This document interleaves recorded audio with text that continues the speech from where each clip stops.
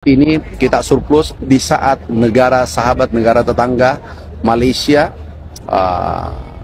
Filipina dan Jepang kesulitan pangan. Itu kebanggaan kita. Itu sampai 3.000 per kilo itu penyebabnya apa ya Pak di Malaysia? Bukan, itu di Jepang itu produktivitas. Baru saja kami ketemu Menteri Pertanian Malaysia. Itu produktivitas karena ada climate change, perubahan iklim.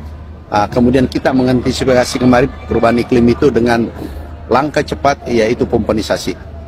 Nah, ini mungkin yang tidak dilakukan, sehingga mereka belajar ke Indonesia, minta belajar. Saya katakan kita terbuka, minta belajar tentang benih, tentang water management, tentang sumur dangkal, sumur dalam, irigasi pompa, irpom. Kita kenal, mereka akan kirim timnya belajar di Indonesia. Assalamualaikum warahmatullahi taala wabarakatuh. Saya malas nak bercakap tentang negara Indonesia ni kan.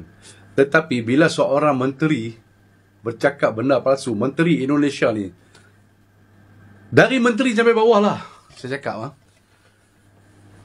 Malaysia, menteri Malaysia berjumpa dengan menteri Indonesia, ingin belajar. Malaysia, Thailand, Vietnam hadapi krisis beras, minta belajar dengan Indonesia. Bila nampak gambar belakang saya, kami, teknologi beras kami dah sampai 3 musim setahun. Kami boleh supply 70% keperluan beras Malaysia. Hanya 30% diimport. Sejak saya lahir kepada Menteri Indonesia yang bercakap tadi, saya tak pernah tengok lagi krisis beras di Malaysia. Pekerja Bangladesh datang Malaysia, tanggung beras setiap hari.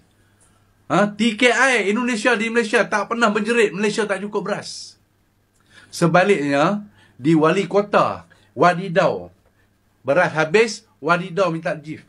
Patut Indonesia yang belajar dengan Malaysia bagaimana menyediakan peluang pekerjaan kepada warga mereka di Indonesia.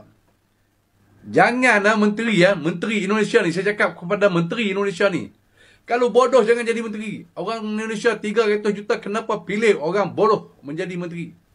Kalau kamu tak boleh nak mentadbir negara kamu, kamu jangan mengatakan negara lain memerlukan anda untuk mereka hidup, supaya rakyat kamu happy. Kamu menteri yang suka berhalusinasi. Konon kamulah terbaik. Dunia ni berpusat di Indonesia. Semua yang terbaik itu datang Indonesia. Walhal Indonesia mata wang pun nombor 5 paling rendah. Yes, negara kamu